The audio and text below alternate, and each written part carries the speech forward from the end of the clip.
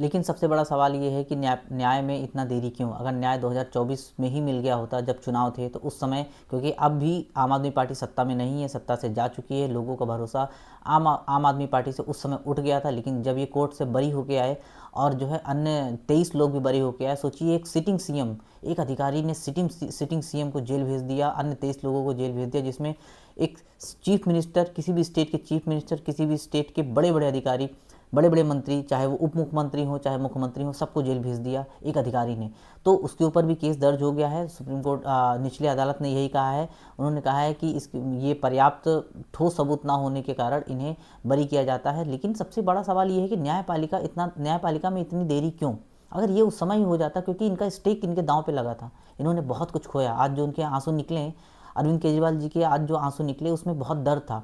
उन्होंने अपना परिवार, जिस नाम से वो सत्ता में आए थे, ईमानदार के नाम से आए थे, अन्ना हजारे के आंदोलन में जब वो शामिल हुए, और जब वो भारतीय सत्ता में आए, जब वो भारत की सत्ता में आए, सत्ता में आने के बाद उनका उनका मेन मोटिव यही था कि ईमानदार का टाइप, जो कि उनसे छीन लिया गया, उन्हें झूठे केस में फंसाया गया।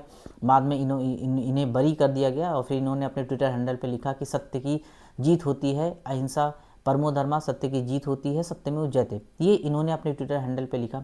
और सबसे बड़ी बात यह है कि न्याय में देरी क्यों? अगर न्याय उस समय मिल गया होता तो शायद आम आदमी पार्टी जीत जाती। हालांकि बहुत कड़ा टक्कर दी थी बीजेपी को, लेकिन बीजेपी सत्ता में आ जाती है और आम आदमी पार्टी के सभी नेता जेल में चले जाते हैं। ये हमें याद दिलाता है गांधी जी के ऑपरेशन जीरो आवर, जब ब्रिटिशर्स ने चलाया था। ब्रिटिशर्स ने जब ऑपरेशन जीरो चलाया था और हमारे प्रथम पंक्ति के सारे नेता जेल में थे, हमें उसकी याद दिलाता है। फिर भी हमें आज़ादी मिली। और ये आज मैं अगर अरविंद केजरीवाल को गांधी जी से कंपेयर कर रहा हूँ तो कोई बहुत बड़ी बात नहीं है।